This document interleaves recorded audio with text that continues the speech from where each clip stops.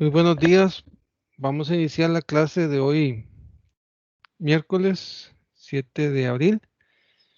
Vamos para hoy, vamos a ver varios temas, empezando con uno que se llama sistemas eléctricos continuos, o lo que serían las UPS.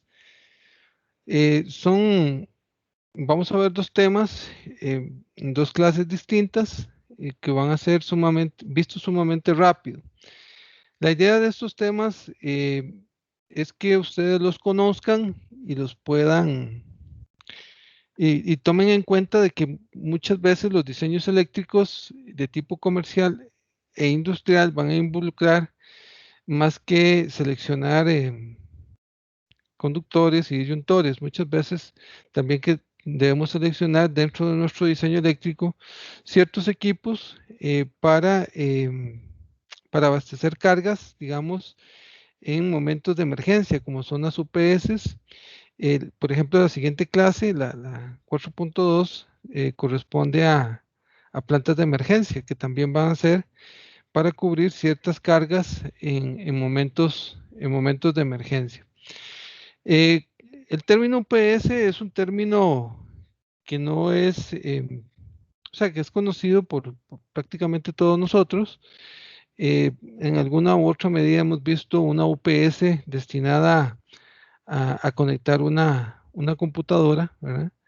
Solamente que las UPS que vamos a estar conversando en la clase de hoy son un poco más grandes. De hecho, la imagen número uno que les muestro acá, ahí podemos ver que son unidades debidamente configuradas y desarrolladas para abastecer, digamos, ciertos tipos de cargas, ¿verdad? Cierto tipo de cargas em, de tipo, generalmente las UPS se utilizan mucho a nivel comercial, ¿verdad? Todo lo que son a nivel de bancos y centros hospitalarios, ¿verdad? Generalmente ese tipo de diseños involucra dentro de su configuración o diseño eléctrico el uso de ciertas UPS. Como les decía entonces, a manera introductoria, vamos a ver este tema el día de hoy. Vamos a ver también el tema de plantas de emergencia. Y la idea sería entonces que ustedes los conozcan, no tanto así el tema que vamos a desarrollar no va a ser con la intención de que ustedes lo desarrollen en el proyecto.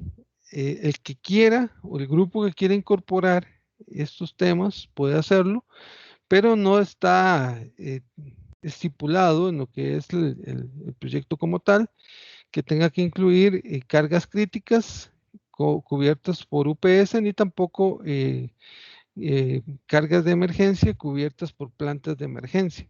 Entonces, los temas los vamos a ver, inclusive eh, no vamos digámoslo así, a evaluar estos temas a nivel del diseño que podamos estar haciendo en quizzes o examen, ¿verdad? Dado de que, como les comentaba, em, es simplemente, digamos, para que ustedes lo tomen en cuenta de que vamos a tener este tipo de posibilidades cuando se presente ya en su futuro profesional la realización de algún proyecto, ¿verdad? Que involucre el uso de estos equipos. Entonces, sin más introducción, vamos a pasar a hablar aquí de algunas características de las UPS. Como les comentaba, algunas las voy a pasar muy rápido, ¿verdad? No voy a entretenerme ahí con historia. La idea es que ustedes puedan, posterior a la clase, puedan hacer lectura y estudiar ahí un poquillo las diapositivas. Estas diapositivas, tanto del tema de UPS como de plantas de emergencia, ya se encuentran debidamente subidas al TEC Digital, entonces ahí pueden descargarlas y ya pueden tenerlas ustedes. Muy bien, pasemos directamente a la definición de UPS. Dice, una UPS es un sistema de alimentación ininterrumpida. Es un dispositivo que gracias a sus baterías u otros elementos almacenadores de energía pueden proporcionar energía eléctrica por un tiempo limitado y durante un apagón a todos los dispositivos que tengan conectados. Otras funciones que se pueden adicionar a estos equipos es la mejora de la calidad de la energía eléctrica que llega a las cargas, filtrando subidas y bajadas de tensión y eliminando armónicos de la red en caso de usar corriente alterna. Entonces, las UPS en realidad la podemos ver como para dos usos. Como bien decía ahí, para ayudar a lo que es la calidad de la energía, ¿verdad? Dado que eliminamos armónicos y evitamos bajadas y subidas de tensión, pero también nos va a permitir alimentar cargas críticas, ¿ok?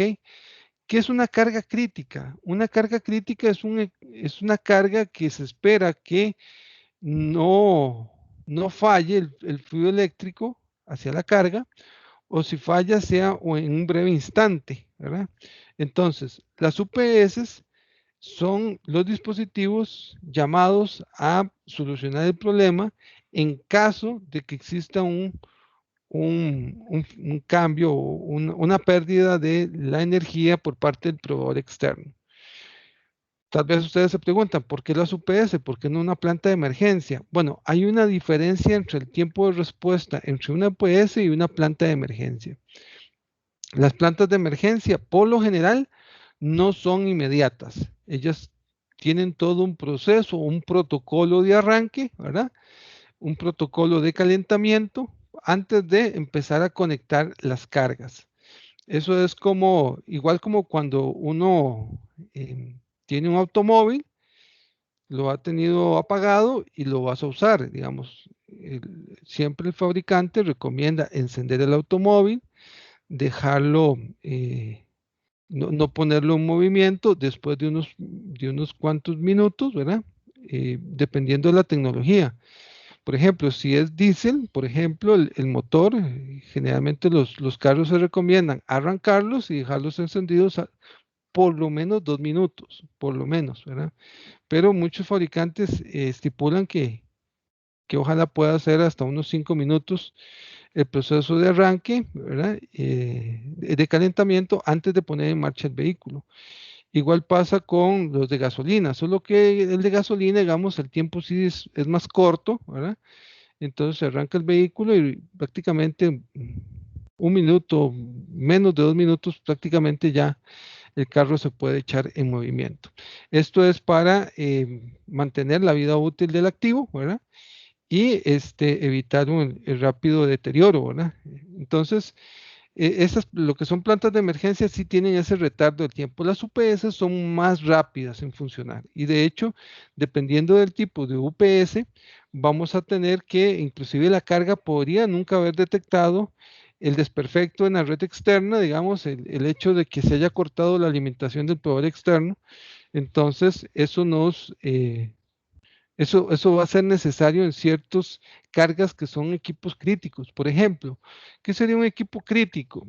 Bueno, como les decía, un ejemplo o el mejor ejemplo podría ser a nivel hospitalario, qué sé yo, un quirófano donde se tiene todo el equipo electrónico, ¿verdad? Para monitorear actividad cardíaca del paciente, la presión, etcétera, toda la información que se tiene con equipo, digamos, en una sala de operación o en una sala de cuidados intensivos, por ejemplo. Entonces, todo este tipo de equipo eléctrico se espera que no sufra ningún tipo de desconexión de la energía debido a una falla o desperfecto del proveedor externo. Entonces, ese equipo, otro ejemplo puede ser servidores en, en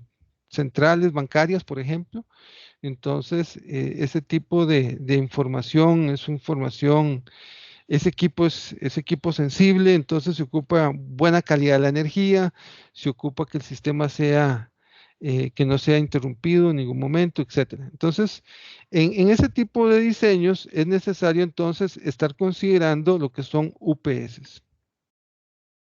Entonces, las UPS dan energía eléctrica a equipos llamados cargas críticas, como pueden ser aparatos médicos, industriales o informáticos, que como se ha mencionado anteriormente, requieren tener siempre alimentación y que ésta sea de calidad, debido a la necesidad de estar en todo momento operativos y sin fallos.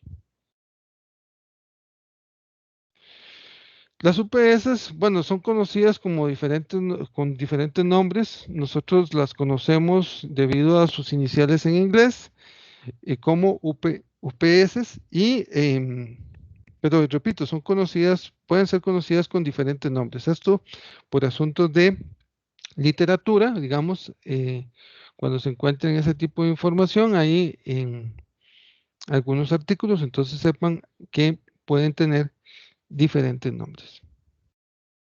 Funciones. Bueno, como les comentaba, la función es mantener el suministro constante de energía eléctrica al equipo conectado. Esta energía viene de una fuente separada. O sea, generalmente tenemos equipo de almacenamiento de energía, mejor dicho, baterías, ¿verdad? Que como ya ustedes saben, las baterías lo que tenemos es corriente directa. Toda la corriente directa, vamos a ocupar de un inversor para convertir corriente directa a corriente alterna. Y de esta forma, esa energía pueda ser utilizada por las cargas.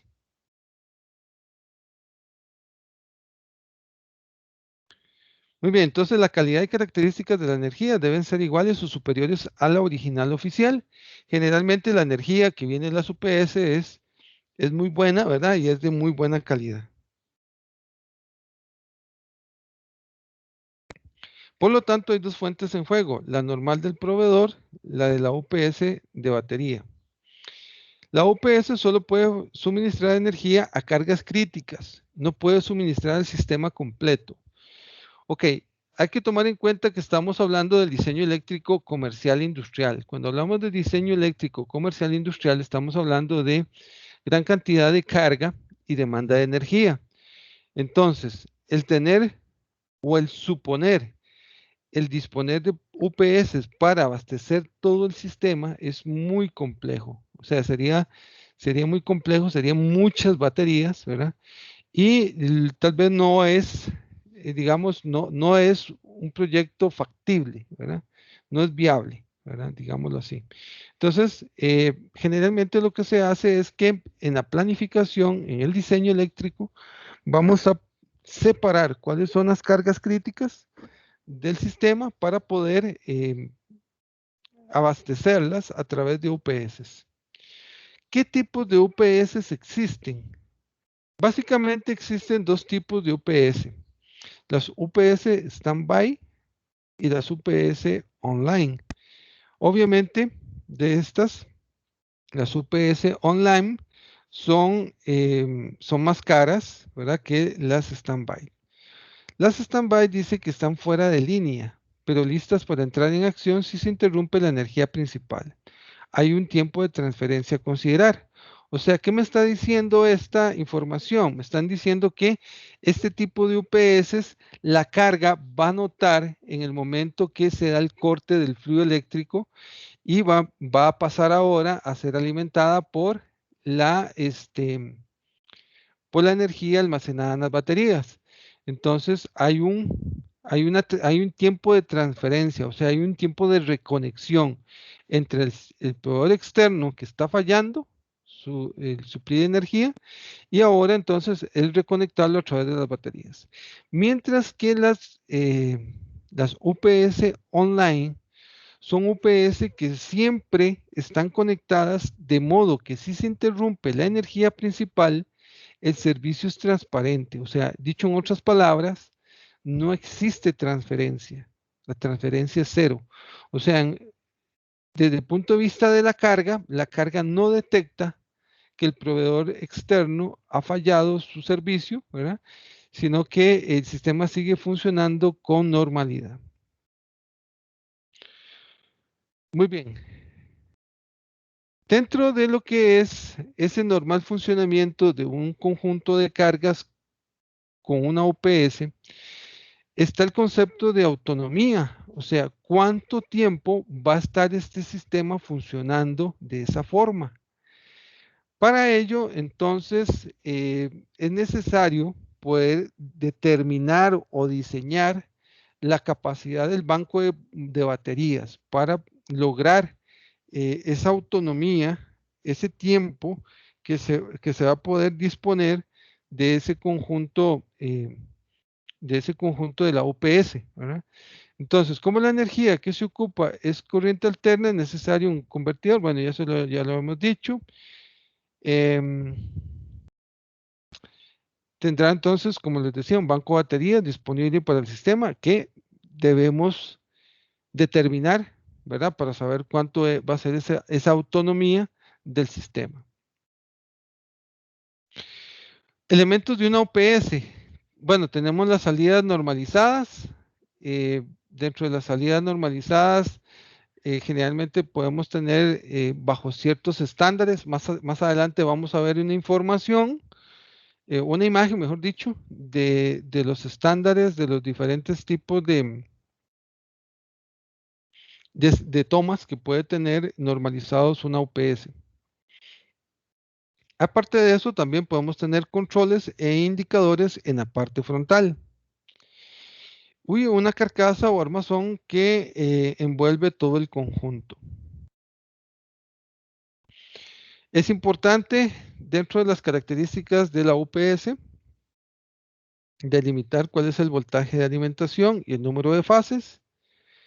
Además, también saber determinar el voltaje salida y número de fases.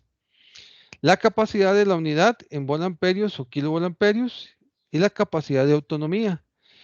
La autonomía generalmente es un parámetro que lo especificamos con el término de amperio hora. ¿Qué es esto? Bueno, más adelante vamos a ver unos ejemplos sobre lo que sería la autonomía amperio hora, pero básicamente la capacidad de suministrar corriente eléctrica estable en un determinado tiempo. Eso sí, al voltaje constante. Muy bien, hablemos de las UPS standby. Entonces, son las UPS que entran en acción cuando se da un desperfecto en en la línea de energía eléctrica principal que alimenta la carga. La UPS aporta en esta situación las siguientes funciones: suministrar voltaje adecuado para la carga, proveer filtrado con transitorios, picos, ruido e interferencias. Es un diseño más comúnmente utilizado para pequeños negocios, servidores departamentales y residencias.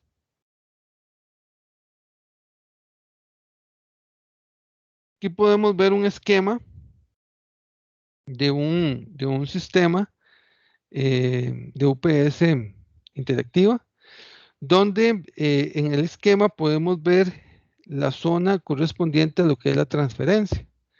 Entonces, esto, digamos, cuando el proveedor externo está administrando energía, entonces el sistema está suplido por acá, ¿verdad? Como pueden ver, está desconectado de la zona del inversor, que esta es la zona, digamos, el misma alimentación del sistema permite a través de un rectificador convertir de alterna a directa y de esa forma garantizar la carga de la batería.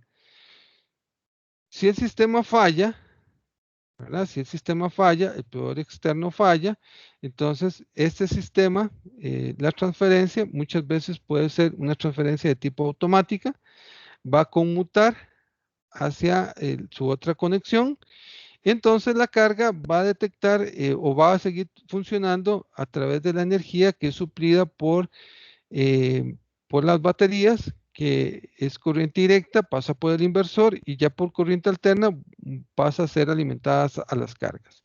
Este tipo de sistema de tecnología de UPS interactiva es un sistema donde esto involucra un switcheo, ¿verdad? En lo que es la alimentación de la carga. O sea, la carga va a detectar que existió una anomalía, ¿verdad? Ese tipo de información, bueno, las UPS generalmente, dependiendo del fabricante, podría inclusive almacenar información referente a la calidad de la energía, el porcentaje de carga de la batería, también información con respecto a la cantidad de fallos ocurridos, etcétera. Entonces, También nos sirve como un registro, un medio para poder registrar, digamos, cómo estuvo la calidad y el servicio de la energía a esas cargas críticas. Dentro de las UPS, bueno, ahí tenemos una imagen de una UPS standby. Este tipo de sistemas pueden ser realmente muy sofisticados e inclusive incorporar un cambiador de taps, como se ve en la figura. El cambiador de taps, ¿para qué sirve? Bueno, como ya ustedes saben, ustedes tuvieron que haber visto en cursos básicos como electricidad 2, el término regulación de tensión. Ya ustedes saben que cuando hay variación en la carga o en el funcionamiento de la carga, vamos a tener entonces un funcionamiento, eh, digamos, esa variación de carga pueden estar provocando cambios a nivel de la tensión, ¿verdad? Más en un equipo que está operando solo, ¿verdad? Entonces, el mismo sistema, si cuenta con cambiador de taps, va a permitir la autorregulación. Entonces, dados los parámetros configurados en la UPS, el sistema, aunque la carga cambie, va a permitir entonces esa autorregulación de tal forma de mantener potencia, perdón, mantener voltaje y frecuencia constante.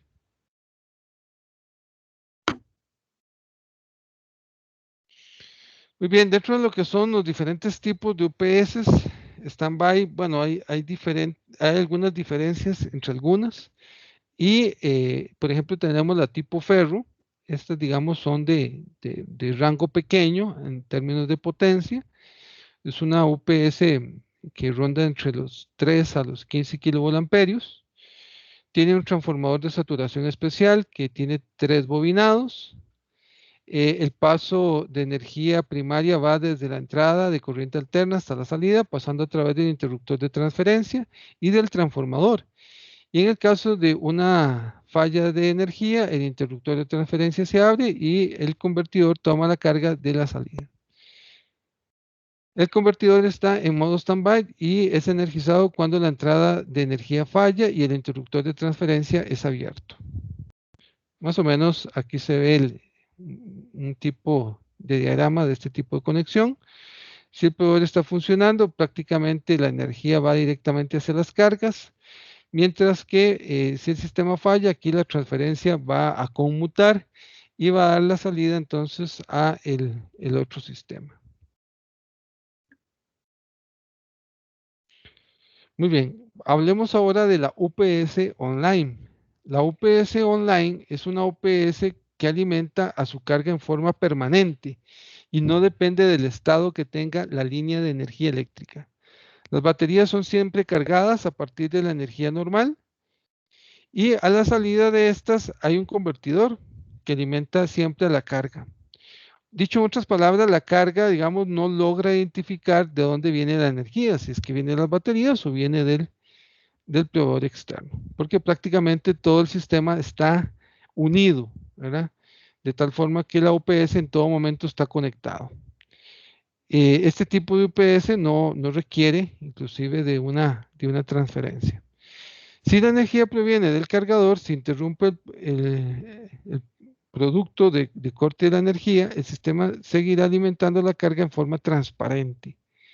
En estas UPS la carga no reconoce de dónde viene la energía, tal como lo había dicho anteriormente, sino que el sistema es en todo momento para la carga, digamos, no existe, digamos, el momento donde se da un cambio o una falla del proveedor externo con respecto a lo que es la energía.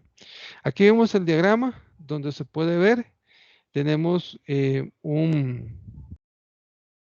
una alimentación donde prácticamente se hace doble rectificación, una que va hacia las baterías y otra que va hacia el inversor, y el inversor es común para los dos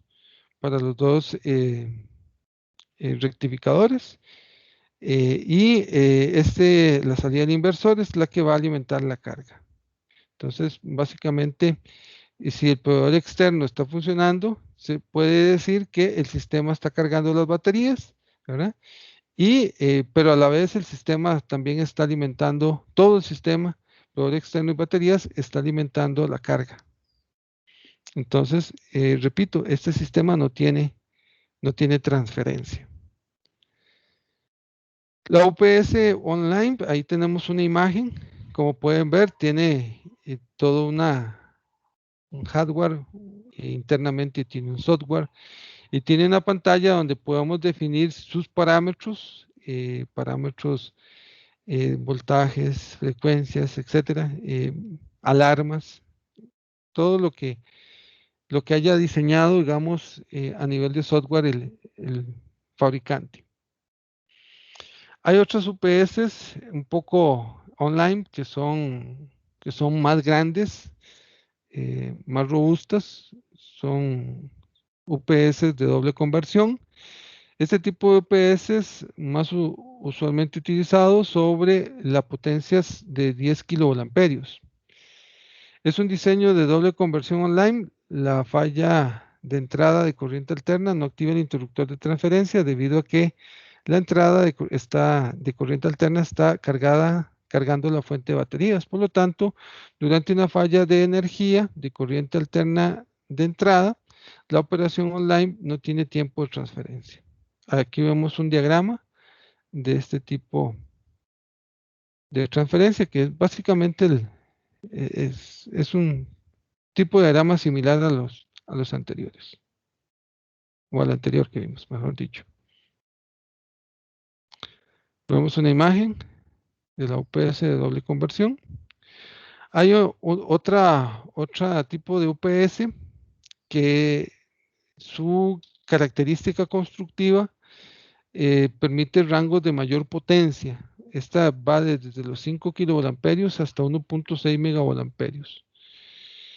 Entonces, como pueden ver, aquí estamos hablando de UPS diferentes a las que normalmente conocemos para una computadora, ¿verdad? Aquí estamos hablando de UPS que van a estar integradas dentro del diseño eléctrico que estemos realizando.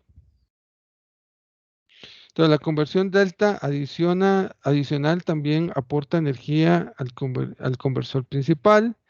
La tecnología de conversión delta ahorra energía entre los puntos de partida y final. El beneficio más importante es una reducción importante en la pérdida de energía. Ahí tenemos un diseño del tipo de conversión de UPS online en delta. Componentes de una UPS. Bueno, tenemos el módulo electrónico, baterías, cables de poder, el interruptor principal, tomas de salida para lo que sería el panel posterior, indicadores varios, batería, voltaje, etcétera. Dentro de estos indicadores, batería, voltaje, si está en línea o no está en línea, muchas veces puede ser que la UPS sea sencilla y no tengamos un display, sino que lo veamos a nivel de bombillos, por ejemplo. El módulo electrónico se encarga de manejar todos los aspectos de la UPS, niveles de voltaje de entrada, la regulación de voltaje de los picos, controla el inversor y el cargador de baterías, controla la configuración de la UPS y mantiene una interfaz con el software que lo controla. Las baterías son el medio por el cual se almacena la energía. Dentro de lo que es el banco de baterías, bueno, dependiendo de cuántas se vayan a incorporar en el sistema, así va a ser el tamaño de la UPS. Este tipo de baterías nos van a dar una autonomía o una cierta autonomía dependiendo de la cantidad de baterías que se tengan en el sistema. Muy bien. Capacidades de las baterías. Todas las baterías son medidas en términos del voltaje nominal y de la capacidad en amperios hora que tenga, digamos, ese elemento. Por ejemplo, vamos a entender qué se refiere con autonomía. Digamos, una batería que tenga 1 amperio hora representa energía suficiente para proveer 1 amperio por 1 hora a voltaje nominal la carga. Ahora bien, otro ejemplo, una batería de 20 amperios hora, 12 voltios, puede correr una carga de 20 amperios a 12 voltios por una hora, o bien una carga de 1 amperio a 12 voltios por 20 horas. Entonces, ¿qué es lo que ocupamos saber? Bueno, de las cargas críticas, ¿cuáles sus requerimientos en amperios? ¿Verdad? Necesitamos saber cuánto tiempo vamos a ocupar tener funcionando la UPS solamente con las cargas de las baterías, 5 minutos, 10 minutos, 20 minutos, etcétera, para saber la robustez del sistema en UPS que tengamos que poner. Otro ejemplo también de esta batería de 20 amperios hora de autonomía sería, por ejemplo, si la carga es de 5 amperios a 12 voltios, entonces trabajaría solo 4 horas y luego se descarga en forma exponencial. Entonces, ¿qué quiero dar a entender con esta información? Que nosotros vamos a ocupar conocer cuáles son las necesidades en tiempo de funcionamiento de la UPS con las cargas críticas. Muchas veces el sistema viene reforzado por el uso de plantas de emergencia. Entonces, las plantas de emergencia, como lo comenté hace un rato, el problema que se tiene con las plantas de emergencia es que ellas tienen un tiempo, eh, digamos, de retardo para entrar en funcionamiento en el momento que falla el proveedor externo. Entonces, ¿qué quiere decir? Que hay ciertos, lo que son equipos críticos, son equipos que se espera que, o si están con una UPS standby, el tiempo de transferencia sea mínimo, ¿verdad? Segundos, ¿verdad?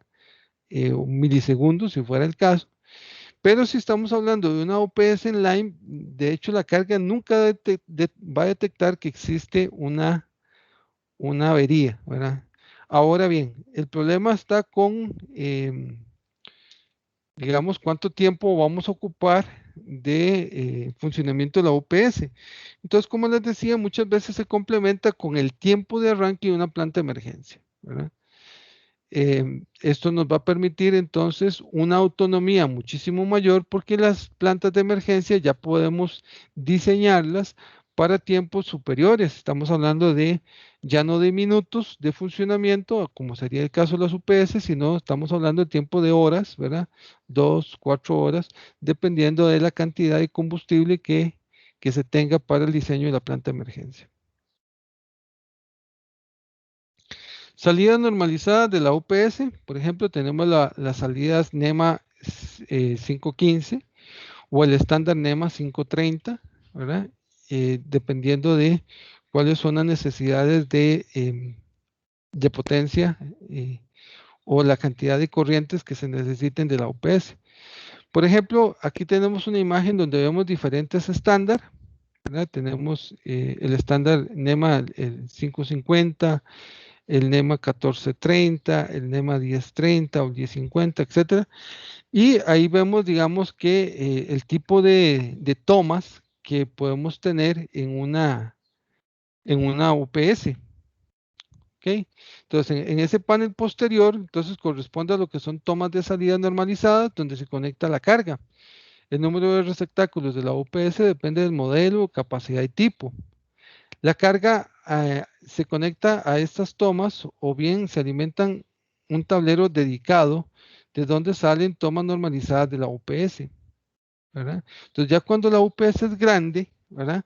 Ya podemos estar hablando de que esta UPS está incorporada dentro del diseño eléctrico como tal, o sea, no abastece una carga de cordón específicamente, sino que va directamente hacia un tablero y este tablero tenemos diferentes salidas a diferentes ramales que son los ramales de estas cargas críticas. Por otra parte, el panel frontal, como les decía, puede ser tan sencillo como un panel con bombillos donde se puede ver indicaciones varias referentes a el voltaje, el nivel de carga de la batería, si está funcionando o no en el sistema. Como también puede ser un sistema realmente más sofisticado, ¿verdad?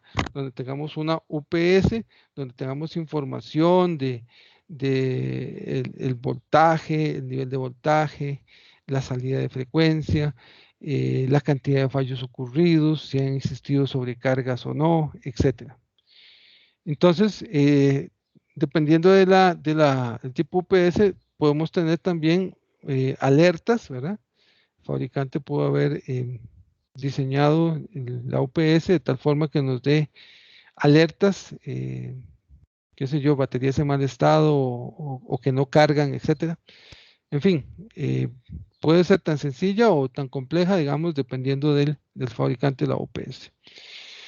Dentro de las características generales, entonces, tenemos que la UPS tiene el hardware que corresponde a todo lo que son las conexiones, las tarjetas electrónicas, los cables, etcétera, interruptores, y el software que sirve para parametrizar la OPS de acuerdo a la necesidad de la carga, sirve para sacar información de comportamiento histórico y para llevar un registro de fallas.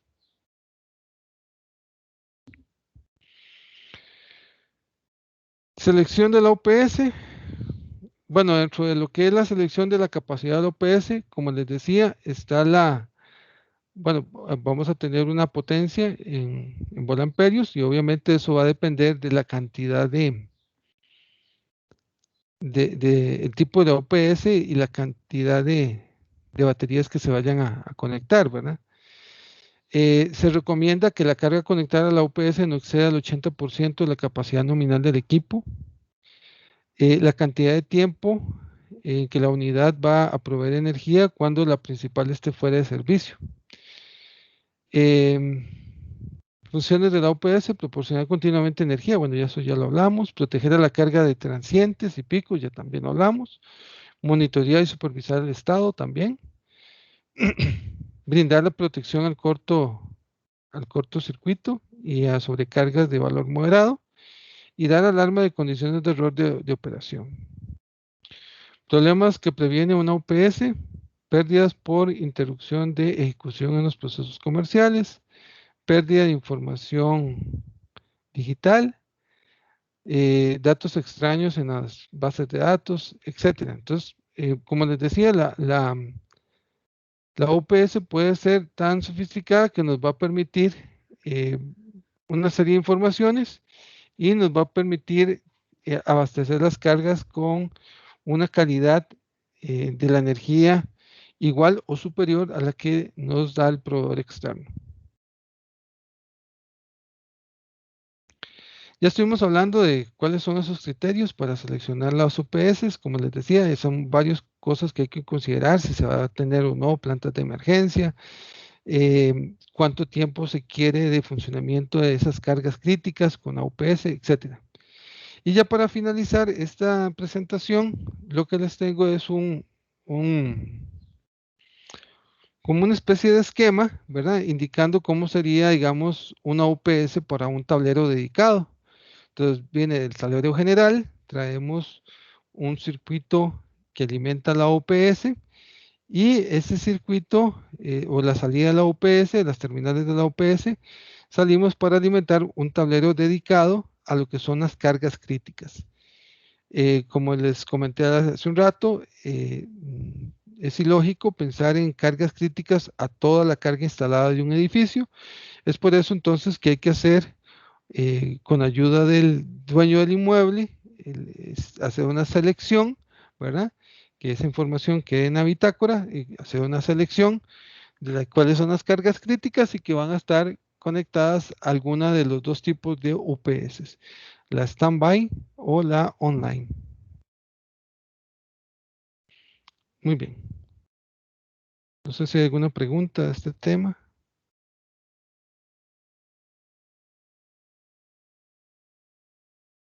Ok, entonces estaríamos pasando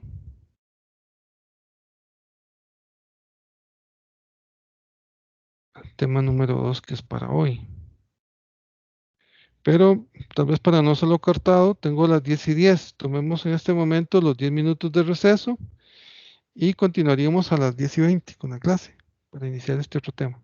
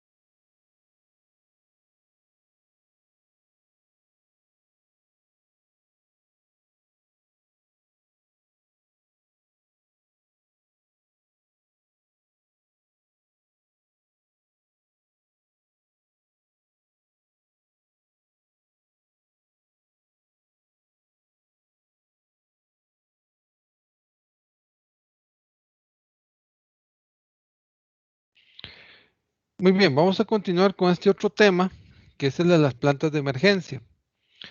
Como les comentaba anteriormente, las UPS muchas veces se diseñan, pero en los edificios también se va a contar con lo que son plantas de emergencia. Entonces, se hace un diseño en conjunto, ¿verdad? Contemplando el tiempo, ¿verdad?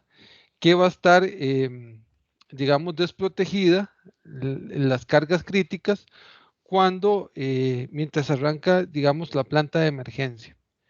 Las plantas de emergencia en las instalaciones eléctricas en nuestro país son solamente, como su nombre lo dice, de emergencia. De emergencia, o sea, se refiere en el momento que falla el proveedor externo, entonces entra todo un protocolo de arranque y puesta en marcha del equipo para conectar de nuevo las cargas de la instalación.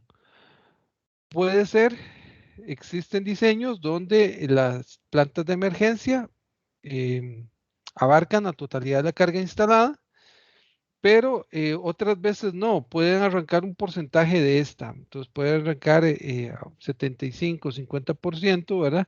Dependiendo del diseño que se haya realizado. En otros países también las plantas de emergencia pueden ser utilizadas o son utilizadas para lo que se llama el piqueo o qué es piquear con una planta de emergencia. Básicamente el término está relacionado con la tarifa eléctrica en las horas pico, ¿verdad? Entonces, cuando se dice piquear o que se utiliza una planta de emergencia para piquear, básicamente lo que se está diciendo es que se está alimentando las cargas, se está prescindiendo el transportar energía en las horas pico del proveedor externo, dado de que el costo de la facturación eléctrica es mayor en las horas pico y eso se da en ciertos países donde los combustibles son muchísimo más baratos que acá, entonces se puede dar el uso de consumir combustibles fósiles, ¿verdad? Para el uso de la planta de emergencia y de esa forma evitar o disminuir los costos de pagos por energía, ¿verdad? Entonces, eso es una opción que hacen algunos lugares, no tanto así en nuestro medio, dado los costos de los combustibles, más un día como hoy que amanecimos con nuevas alzas en los costos de los combustibles, no permite, digamos, la energía eléctrica, digamos, sigue siendo más barata que el hecho de poder trabajar con una planta de emergencia. Aparte de eso, hay que tomar en cuenta, bueno, ya ustedes llevaron el curso de máquinas eléctricas y ahí pudieron analizar cuál es el funcionamiento de un alternador sincrónico operando en una barra infinita y el funcionamiento de un alternador sincrónico operando solo. Ya ustedes saben que cuando operan una barra infinita, se mantienen inalterados los parámetros de voltaje y frecuencia, ¿verdad? ¿Por qué? Porque eso los establece la barra infinita. Pero cuando una planta está funcionando solo, o sea, un generador está funcionando solo como planta de emergencia, no está en esos casos, al menos los nuestros, lo típico, no está funcionando el proveedor externo. O sea, está, como su nombre lo dice, es un equipo, es un alternador que funciona como planta de emergencia, ¿verdad? Entonces, en ese sentido, las plantas de emergencia eh, son alternadores sincrónicos operando solos. ¿Eso qué quiere decir? Que son susceptibles a los cambios de carga. Entonces, los cambios de carga van a estar afectando la tensión en los bornes del equipo, va a estar cambiando inclusive la frecuencia del equipo. Y es por eso que estos equipos vienen provistos de un panel, ¿verdad? Donde ese panel va a estar monitoreando todas estas variables, tanto mecánicas como eléctricas, para controlar y mantener, dados los cambios de carga, mantener lo más estable posible parámetros importantes para las cargas como son el voltaje y la frecuencia. Pero ¿qué es una planta de emergencia en sí? Es todo un equipo o sistema encargado del suministro de electricidad de forma autónoma cuando falla el sistema normal del inmueble. Tiene las características que está diseñada para una operación de muchas horas, inclusive días. ¿Esto depende de qué? Esto depende del diseño mismo de la planta de emergencia, ¿verdad? O sea, y de cuánto combustible se tenga almacenado para el funcionamiento de la misma. Las características eléctricas deben ser compatibles con el sistema eléctrico normal, o sea, debería coincidir las terminales de salida del equipo con la tensión del sistema que se esté utilizando a nivel de la industria. Debe tomar en cuenta que el sistema eléctrico de la planta debe ser compatible con el sistema eléctrico de la compañía. Componentes básicos. Bueno, en un primer esquema tenemos los dos componentes básicos de una planta de emergencia, que es el primotor y el generador. El primotor generalmente es un motor de combustión, puede ser gas, puede ser de gasolina, puede ser de diésel o gas propano, ¿verdad? Entonces, hay diferentes tipos de primotores, inclusive puede ser que también sea alguno de búnker. Eh, la salida del eje de este primotor va hacia el eje de un generador y obviamente las salidas del generador van hacia la alimentación del resto de la red.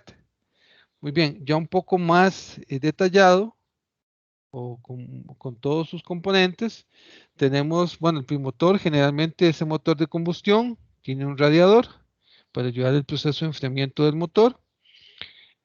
Tenemos tanque de combustible, una base donde se apoyan, digamos, los equipos y están debidamente alineados, primotor y generador. El panel de control, tenemos también protecciones y, digamos, ese sistema va a estar conectado a una transferencia, ¿verdad? La transferencia es la que nos va a dar el pase, ¿verdad? Para alimentar las cargas si falla el proveedor externo. El trimotor, como les decía, puede ser un motor de gasolina, diésel o gas propano. En muy pocas ocasiones, pero también podría ser que exista la posibilidad de un trimotor utilizando una turbina movida por agua, viento u otra fuerza mecánica de la naturaleza, o una turbina movida por vapor.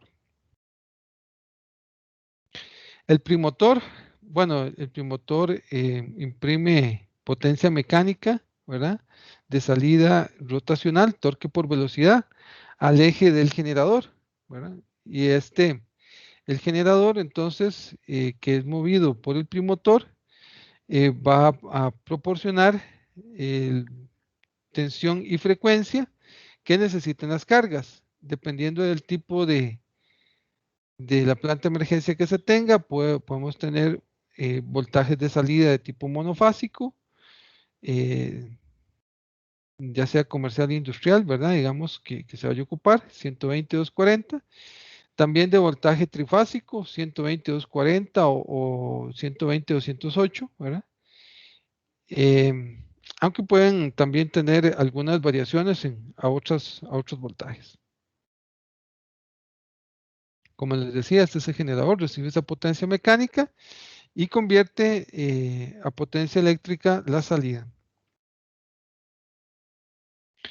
En el panel frontal vamos a tener entonces todos los instrumentación e indicadores que nos indican tanto variables mecánicas como variables eléctricas. Y aquí vamos a poder también observar alarmas y todo, digamos, la configuración que haya hecho el fabricante de dicho equipo. El disyuntor principal está a la salida del alternador. Su función es proteger el circuito de salida, da facilidad para un eventual mantenimiento. Por lo general, este tipo de disyuntores posee 3 posiciones. Muy bien. Entonces, la transferencia es un artefacto que se encarga de transferir la carga del inmueble del sistema eléctrico normal al sistema eléctrico de emergencia y viceversa. Pueden ser disyuntores o contactores. El dispositivo vía normal se conecta al suministro eléctrico de la compañía y el dispositivo se conecta a la planta de emergencia. Más o menos para que lo puedan entender un poco, ahí tenemos una imagen donde se ve, bueno, al lado izquierdo vemos en físico realmente cómo es una transferencia y en el lado derecho vemos de forma esquemática cómo sería la conexión de del dispositivo, digamos, la alimentación externa, la alimentación donde entra la alimentación de emergencia y la salida hacia las cargas, que es el lado común, ¿verdad? Entonces, básicamente la transferencia, que puede ser manual o automática, ¿verdad? Lo que hace es dar el pase para conectar la carga, el pase de la energía para conectar la carga, sea del proveedor externo o de la planta de emergencia. Muy bien. Dentro de lo que es la transferencia automática, básicamente ella detecta de forma automática, digámoslo así, la falta de energía o el fallo del proveedor externo en aportar la energía y básicamente ella va a hacer de forma automática el cambio hacia la planta de emergencia. La planta de emergencia sin cubierta, eh, esta es una imagen donde vemos todas y cada una de las diferentes partes. Aquí podemos ver el radiador, sistema de enfriamiento, en amarillo el motor de combustión, seguido acá, conectado al eje, está el generador y aquí está el panel frontal donde tenemos todo lo que es la regulación del equipo, ¿verdad? Ahí podemos regular y conocer los parámetros de funcionamiento. Y aquí está el disyuntor principal del equipo de la planta de emergencia. Esta otra imagen que vemos acá es una planta de emergencia de gabinete con insonorización. ¿Qué quiere decir esto? Que dentro de el mercado que existe de plantas de emergencia, podemos tener sistemas debidamente encapsulados para ayudar a mitigar el ruido que produce el motor de combustión. Especialmente este tipo de plantas de emergencia son muy utilizadas cuando se requiere pocos decibeles, ¿verdad? En el funcionamiento del equipo. Todo lo que sería, obviamente, a nivel de hospitales, ¿verdad? O alrededor de hospitales, edificios alrededor de hospitales, se preferiría entonces utilizar este tipo de encapsulados, digamos, plantas de emergencia encapsuladas para evitar el ruido. Definiciones de potencia para una planta de emergencia. Bueno, con respecto a la potencia, podemos decir que se recomienda, o mejor dicho, se espera que el funcionamiento del equipo se haga al 70% de la capacidad. Especialmente se espera que se respete este porcentaje, especialmente si se tiene dentro de las cargas conectadas a la planta de emergencia motores que en su momento pueden arrancar. Ya ustedes saben que uno de los grandes problemas al momento del arranque de motores, las altas corrientes de arranque. Entonces, para evitar este tipo de malos funcionamientos o funcionamientos forzados del equipo, hay que evitar el seleccionar plantas de emergencia con el 100% de la carga demandada. Se esperaría mejor alrededor de un 70% para evitar este tipo de situaciones, especialmente con lo que es el arranque de los motores. Muy bien, entonces aquí vemos algunas gráficas, ¿verdad? Que puede darse en momentos de sobrecarga, digamos. Como les decía, son situaciones donde se da arranques de equipos, ¿verdad? Y eso ocasiona una alta, digamos, unos picos de corriente que obviamente eh, se ven representados con picos de potencia. Muy bien. Bueno, esto es en términos generales, todo lo relacionado con potencia en términos de plantas de emergencia. Con respecto a las definiciones de potencia en una planta de emergencia, como les decía, aquí vamos a tener ciertas características que tomar en cuenta, como es la temperatura del aire, presión barométrica, humedad relativa, ¿verdad? Pero para ello siempre es importante estudiar el catálogo y ver recomendaciones del fabricante del equipo.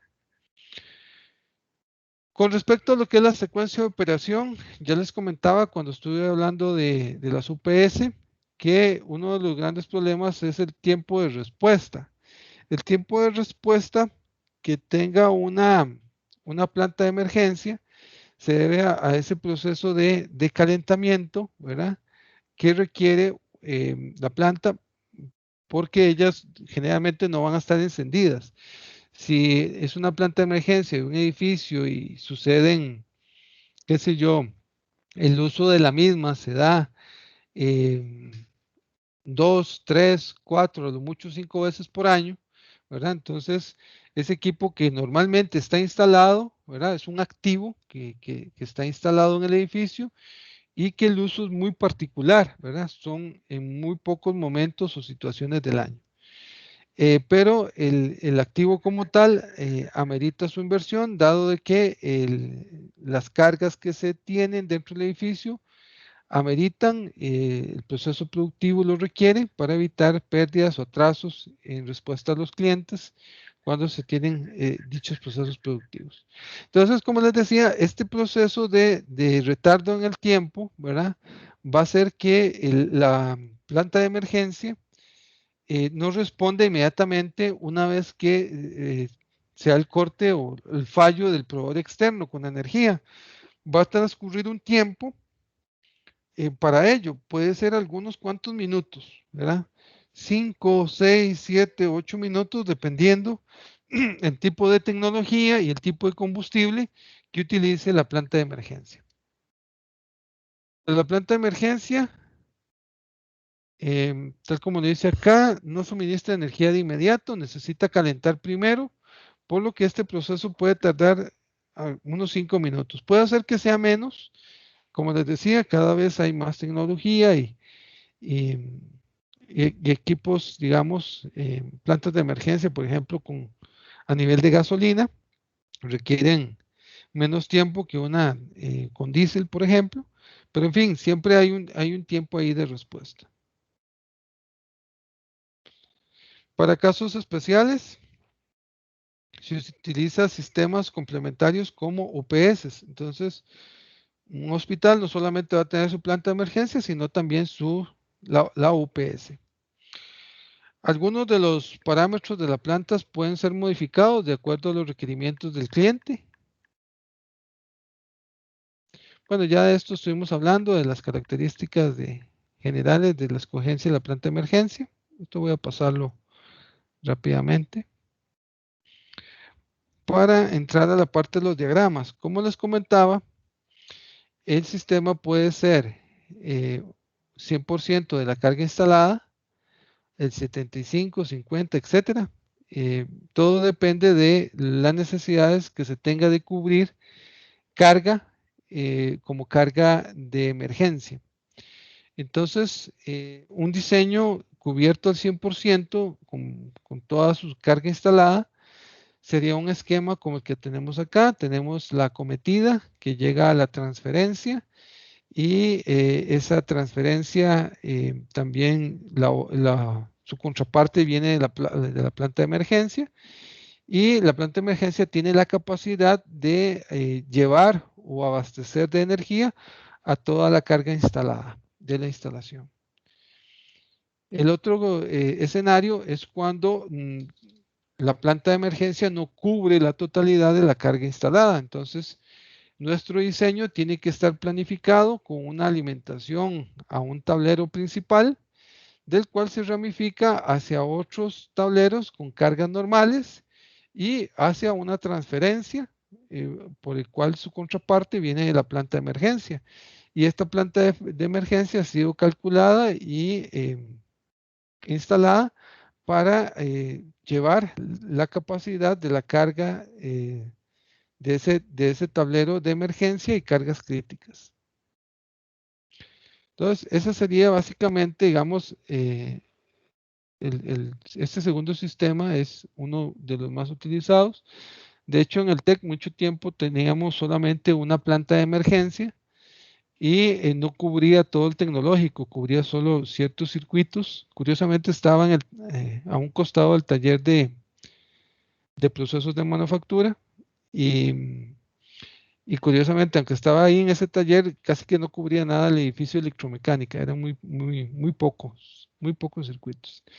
Pero hoy en día ya en el tecnológico se ha renovado mucho esa parte, inclusive tenemos dos unidades grandes de plantas de emergencia a nivel detrás de la librería, por ejemplo.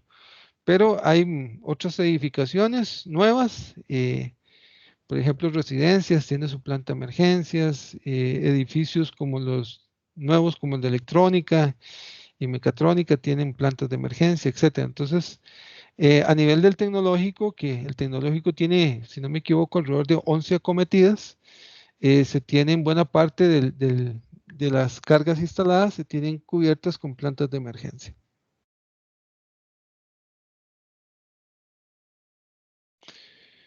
Muy bien.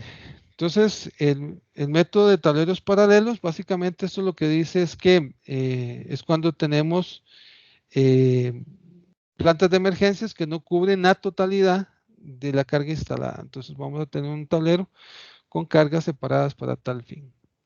Y ya para ir finalizando, ¿verdad? Este tema de plantas de emergencia, tenemos un último esquema, que sería ya un esquema más completo, donde tenemos una alimentación externa a nivel de cometida, ¿verdad? Ahí entra toda la energía para abastecer toda la carga instalada y entra un tablero principal que ramifica a tablero de cargas normales y tableros de cargas normales y de emergencia. Como pueden ver, la ramificación que va hacia la transferencia, la contraparte viene de la planta de emergencia y ahí sale un común para ese tablero de cargas normales o de emergencia. Y de ese tablero de cargas normales o de emergencia sale un tablero dedicado de UPS, que ese último de ahí sería entonces lo que son cargas críticas. Como les decía al inicio de los temas de hoy, la idea con estos dos temas, UPS y plantas de emergencia, es que ustedes conozcan que muchas veces el diseño comercial e industrial va a involucrar tener en consideración estos otros equipos, ¿verdad? Y hay que hacer el diseño considerando estas características, pero a nivel de proyecto no se les, al menos yo no se los estoy exigiendo, ni UPS ni plantas de emergencia, pero si quieren incorporarlo no hay ningún problema. El tema sí lo vamos a estar, al menos el de plantas de emergencia, sí lo vamos a estar empleando, pero no tanto para diseñar el tamaño de la planta de emergencia, no nada de eso, sino principalmente para considerar la planta de emergencia en lo que son estudios de cortocircuito. Entonces, cuando lleguemos al tema de cortocircuito, posiblemente estemos viendo el estudio de cortocircuito con el proveedor externo. ¿Y qué pasa en esa misma red a nivel de cortocircuito si el cortocircuito ocurre cuando está funcionando con la planta de emergencia? Pero eso lo veremos, repito, más adelante. ¿Alguna consulta hasta acá? Ok, entonces, ¿cómo nos está alcanzando el tiempo? Voy a aprovechar y voy a adelantar la siguiente presentación. La siguiente no la he subido al Tech Digital, pero espero hacerlo ahora más tardito. Entonces, en el transcurso de hoy o mañana, más tardar, ya estaré subiendo la siguiente presentación. Déjenme cargarla por acá.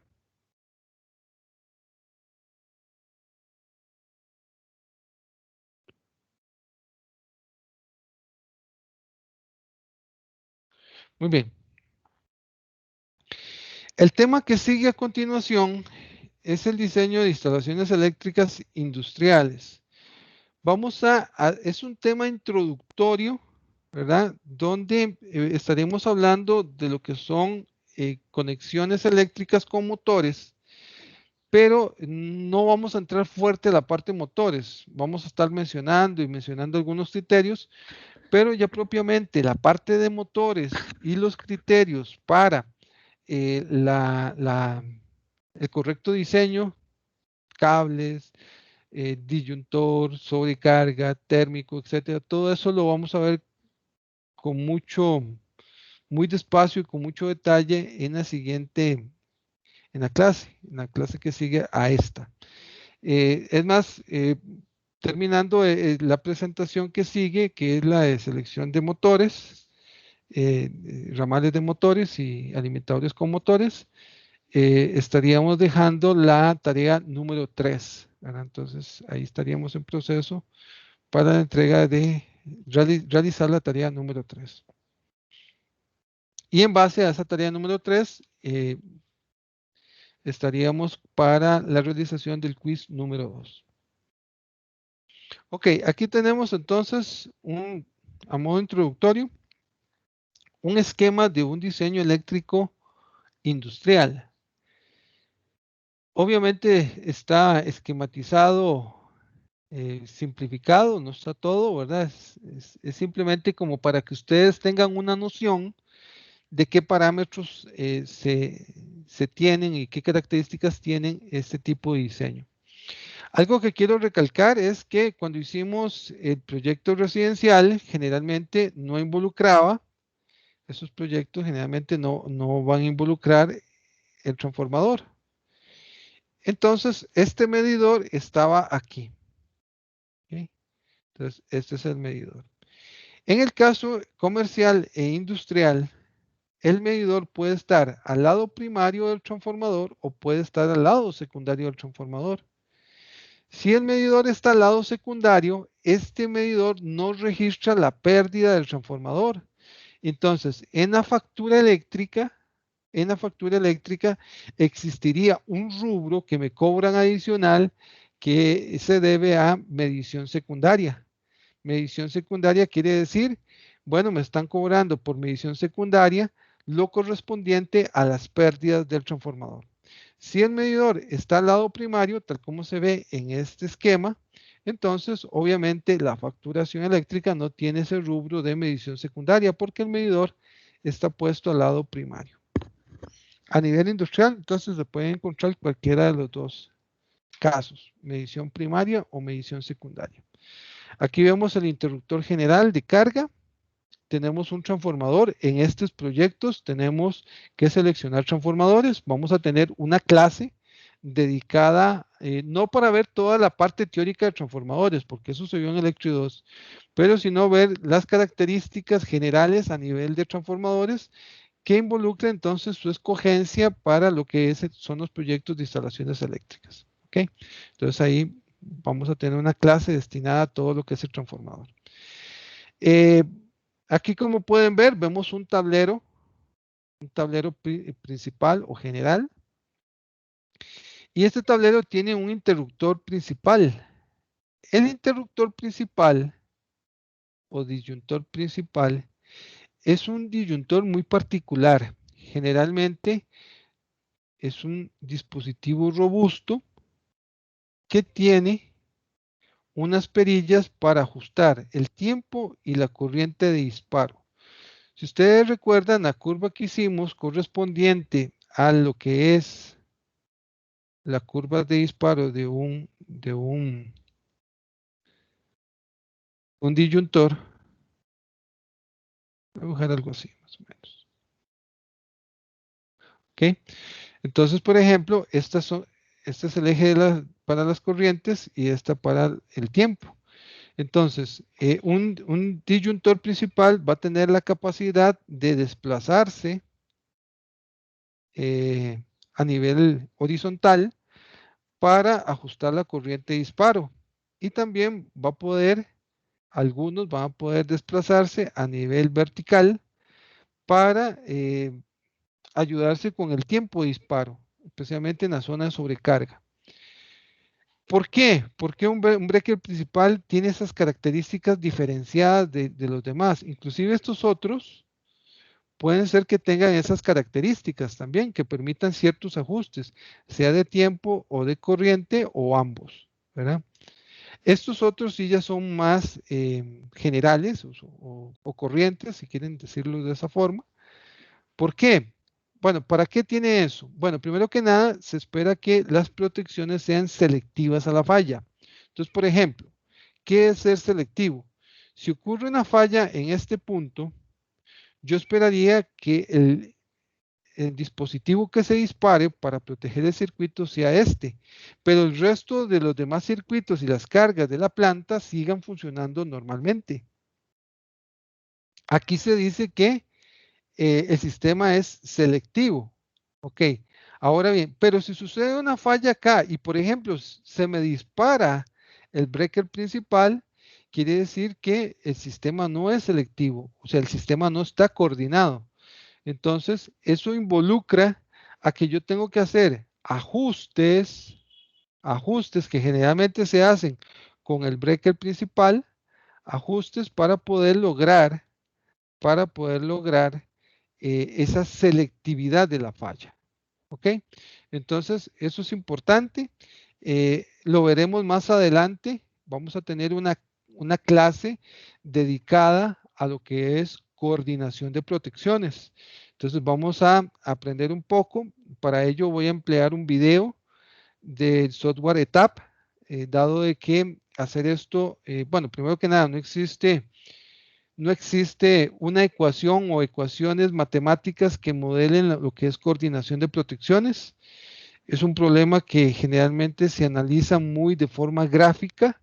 Entonces, la forma de interpretarlo, la mejor forma de estudiarlo, al menos aquí en el curso, sería empleando el ETAP. Entonces ahí voy a proporcionarles información de ETAP, un video que yo tengo hecho donde explico aspectos generales de la etapa, cómo se modela, cómo se edita una red, cómo se modela, cómo se hacen estudios de flujos de carga, cómo se hacen estudios de cortocircuito y también cómo se hace coordinación de protecciones. Entonces, ese tema, coordinación de protecciones, vamos a tener una presentación y aparte de eso vamos a tener un video, ¿verdad? Un video que nos va a permitir entender cómo y cómo se realiza la coordinación de protecciones. Muy bien, eso es en términos generales lo que quería acotar con esta primera ilustración que tenemos acá, este primer esquema del sistema eléctrico industrial. En las redes eléctricas industriales, algo muy común es tener que diseñar con el uso o circuitos destinados a motores. Para ello ocupamos conocer características del motor. Entonces, no podemos hacer un diseño eléctrico si no conocemos esos detalles. Vamos a ocupar conocer cuál es el voltaje del motor, posibles conexiones, cuál es la corriente nominal del motor. Si pudiéramos, deberíamos conocer también la corriente de arranque del motor, para de esta forma, entonces, hacer un diseño que nos permita garantizar el arranque normal del motor.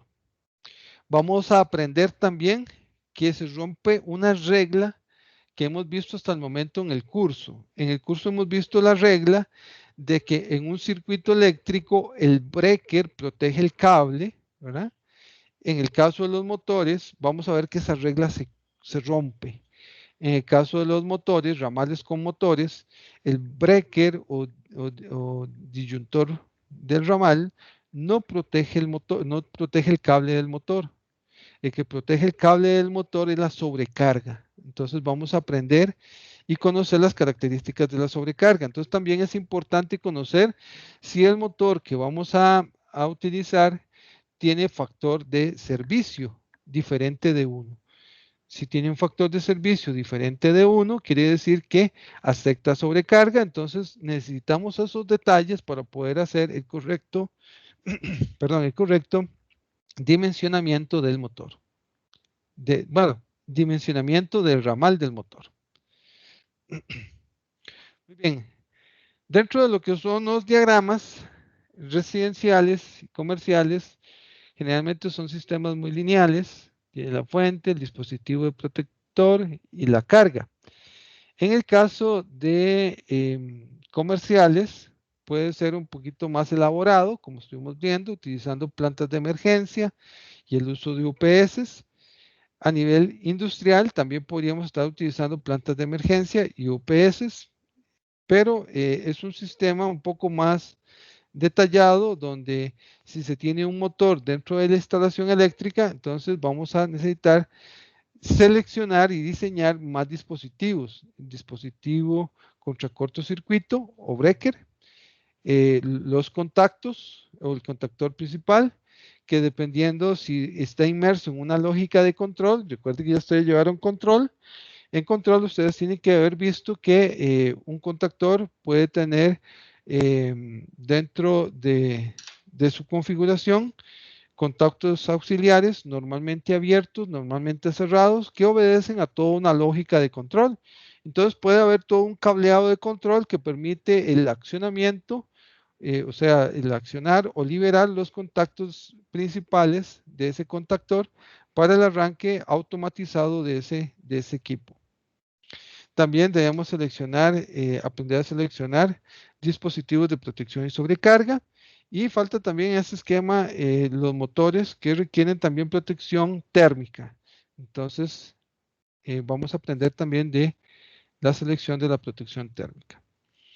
Ya un poco más aquí a nivel general, podemos ver ese tipo de diagrama donde tenemos la alimentación trifásica, viene a un disyuntor trifásico, aquí entra un contactor, el contactor sale a una protección de sobrecarga, dependiendo del tipo de contactor, si es NEMA o IEC, esto puede estar unificado en todo lo que sería un arrancador de motor, ¿verdad? Etcétera. Entonces, ahorita vemos más detalles referente a eso. Por ejemplo, como les decía, en lo que es el arrancador, aquí tenemos, este cubre el contactor y sobrecarga, ¿verdad? Por aparte, sí tenemos el disyuntor y obviamente el último elemento en la línea es el motor, que es el equipo. En un diseño IS no está, digamos, reglamentado en el código, en el NEC, como es la norma NFPA 70, digamos, esa norma es lo que cobija la norma NEMA, la norma americana de motores. Pero aún así, por las características de nuestro país, yo les voy a estar dejando en la presentación de diseño de motores, vamos a ver un poco ahí lo relacionado con las normas IEC. Entonces, ahí van a encontrar información de las normas IEC, van a encontrar información de los contactores y cómo se seleccionan, etcétera, etcétera. Muy bien. Con respecto a lo que es los diseños industriales, vamos a encontrar que podemos tener eh, diseños que normalmente los encontramos con el nombre centros de control de motores, o sea, son tableros dedicados, tiene un alimentador principal, un disyuntor principal y están dedicados a alimentar solamente motores. Hay otros tableros que tienen buena cantidad de motores instalados a nivel de circuitos ramales, pero también tienen instalados otras cargas. ¿Ok? Entonces, vamos a aprender cómo se diseñan circuitos, este alimentador principal y disyuntor principal, cómo se diseñan cuando tenemos solamente motores y cómo se diseña cuando tenemos motores más otras cargas. ¿Cómo se diseña cuando tenemos motores más otras cargas y las cargas son no continuas? ¿Cómo se diseña cuando tenemos motores y otras cargas y las cargas son cargas continuas, etcétera? Todos esos detalles los vamos a aprender con más profundidad en la presentación que sigue, que yo espero arrancar con esa presentación, bueno, o sí, poderla ver el próximo lunes. Esta que estamos viendo ahorita es muy general. Vamos a ver algunos conceptos, ¿verdad? Relacionados con, por ejemplo, las características del motor, los datos de placa, que es el principal parámetro de salida para hacer el diseño, y a partir de ahí poder hacer la selección o el diseño de alimentadores, ¿verdad? Para seleccionar alimentador, el breaker principal y alimentador principal, digamos, del conjunto motores. Entonces vamos a ver cómo se diseñan los ramales, que generalmente va a ser al 125% de la corriente nominal del motor. Vamos a ver cómo se interpretan los factores de servicio para seleccionar tanto lo que serían las sobrecargas, ¿verdad? Principalmente, y cómo se seleccionan los breakers, ¿verdad? Especialmente para que los breakers no se disparen por el arranque de los motores. En el caso de los alimentadores, bueno, ¿cómo se hace para seleccionar la corriente para diseñar el alimentador? Bueno, si es un centro de control de motores, ¿verdad? Aquí vemos una ecuación que básicamente esto está textual en los artículos del código, que dice que se suma la corriente de todos los motores de ese centro de control de motores más el 25% de la corriente del motor más grande. Esto también podría estar explicado en otras palabras como el 1.25 de la corriente nominal del mayor de los motores más el 100% de todos los demás motores. Vamos a aprender también cuál es el criterio para la selección del disyuntor principal, que es un poco diferente al anterior. En el caso del disyuntor principal, lo que se hace es que se agarra la corriente del mayor de las protecciones y se suma la corriente de los demás. ¿Cómo sería esto? Bueno, digamos que este es el motor más grande, o sea, este es el disyuntor más grande, perdón. Muchas veces el disyuntor más grande no está con el motor más grande. Eso lo vamos a aprender después cuando veamos las tablas del código para seleccionar disyuntores para los motores. Digamos que este es el disyuntor más grande. Entonces, para seleccionar este disyuntor, para seleccionar la corriente para el disyuntor, necesito agarrar la corriente estandarizada de este disyuntor y sumarle la demás corriente de los otros ramales. Se suma todo eso, se saca un total y en base a eso nos vamos a la lista del NEC 240.6 y ahí vamos a seleccionar el siguiente estándar inferior que se tenga en la lista de esos disyuntores. Diseño de tablero opcional. Bueno, para que ustedes vean un poco cómo sería el diseño de los motores, también hay diferentes opciones que podemos optar, que sería todo en un solo gabinete, o sea, tenemos varios motores, aquí están internamente disyuntor principal, está el disyuntor de cada motor, está la sobrecarga, está el térmico, están los contactores, y de ese tablero principal salimos a cada uno de los motores. Esa es una primera opción. Una segunda opción tenemos solamente un tablero con disyuntores, ¿verdad? No hay internos contactores ni sobrecargas, sino que son solamente disyuntores. Está el principal, están los disyuntores de los ramales de cada uno de los motores. Hay un tendido, un cable, una distancia en cable y qué sé yo, cercano al motor tenemos un tablerito o una zona donde está ubicado el contactor y la sobrecarga. Esta sería una segunda opción. Hay una tercera opción. La tercera opción tenemos solamente un breaker principal que va, eh, que va a alimentar a diferentes circuitos, ¿verdad? Y de estos, la salida de estos ramales, o sea, de este breaker, este tablerito pequeño que cobija un breaker principal, salimos con diferentes cables para diferentes tableros y dentro de los tableros tenemos el control de cada motor, la protección de cada motor, el contactor y la sobrecarga.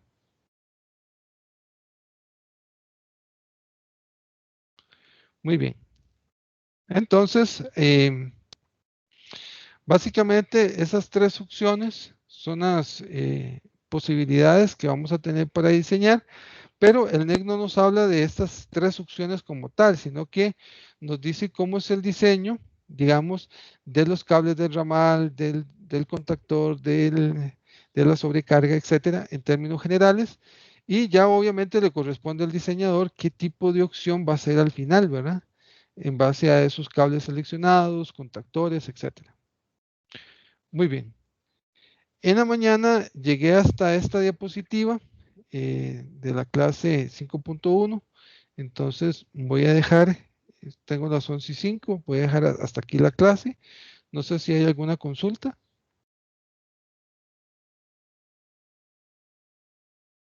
No, ninguna. Muy bien. Bueno, entonces, de mi parte aquí, esta sería, digamos, el temario para o los temas que tengo para esta semana. Voy a proceder a detener la grabación.